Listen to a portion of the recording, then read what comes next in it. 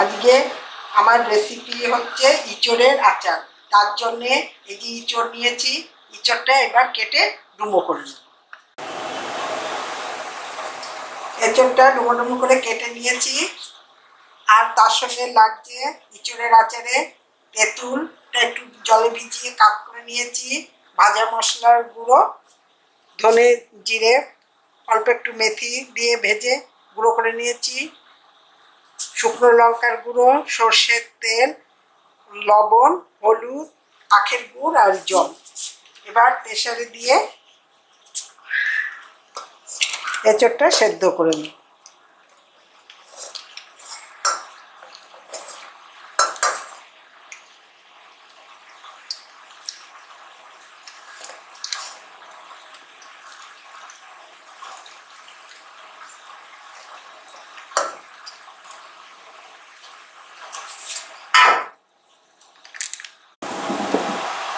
জল দিয়ে দিচ্ছি।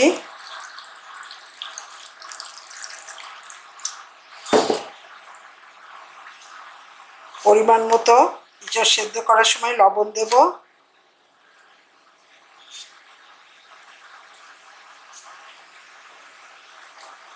একটু হলুদের গুঁড়ো দিয়ে দিচ্ছি।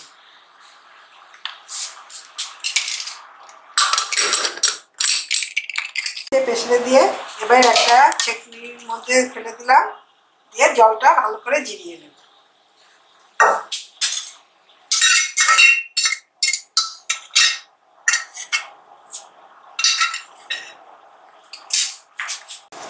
এবার এই থালাতে ঢেলে দিই।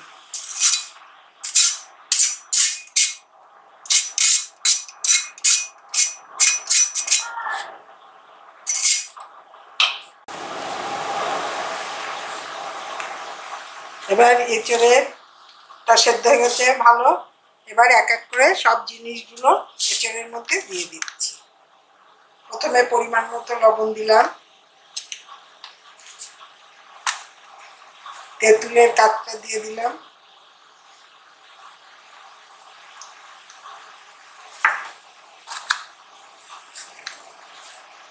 একটু আখের গুড় দিয়ে দিলাম,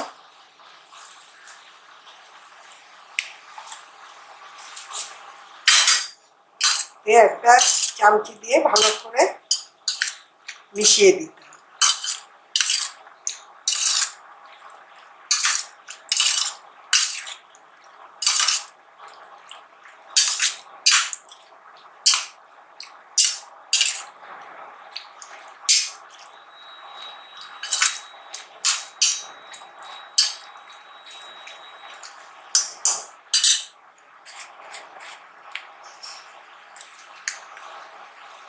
একটু লঙ্কার গুঁড়ো দিয়ে দিচ্ছি, একটু ঝাল ঝাল হলে খেতে ভালো লাগে। ভাজা মশলার গুঁড়োটা দিয়ে দিলাম। এবার সর্ষের তেল দিয়ে দিচ্ছি।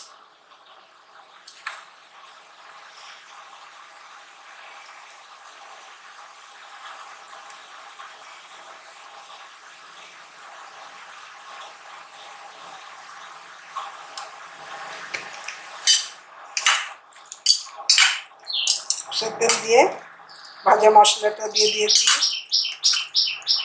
শুকনো লঙ্কার গুঁড়ো সব দিয়ে ভালো করে মিশিয়ে রোদ্দুরে দেব।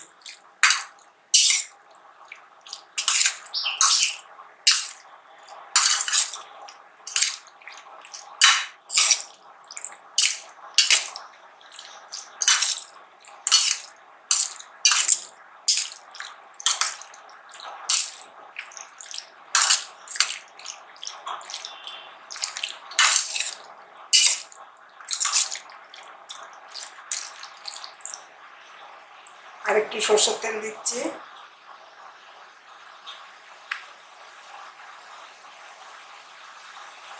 এঁচড়ের আচারে একটু সর্ষের তেল বেশি দিতে হবে।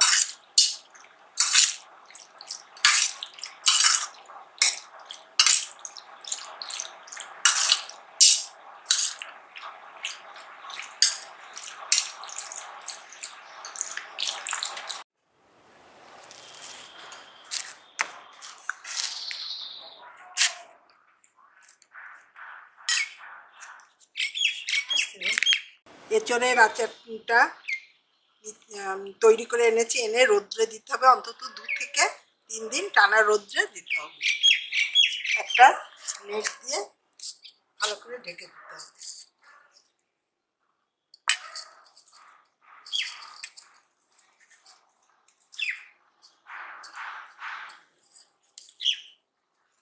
নেট দিয়ে ভালো করে ঢেকে দিলাম।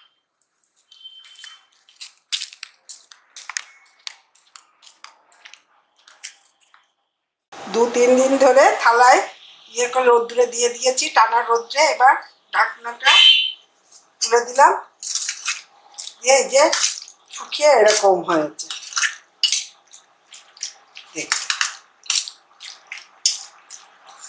এবার একটা কাচের বয়মে মধ্যে পুরে দিচ্ছি।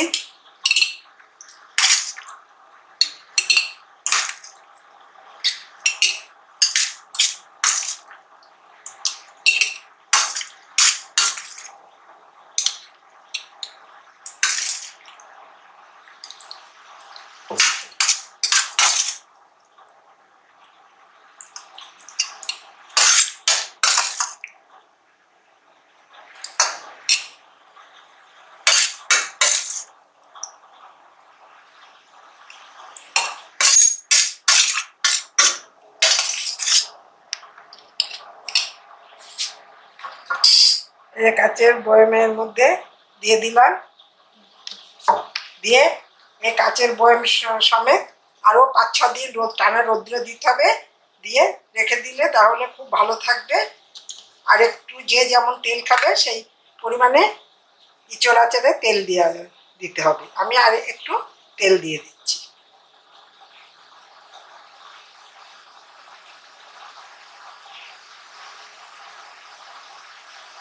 একটু তেল দিয়ে দিলাম।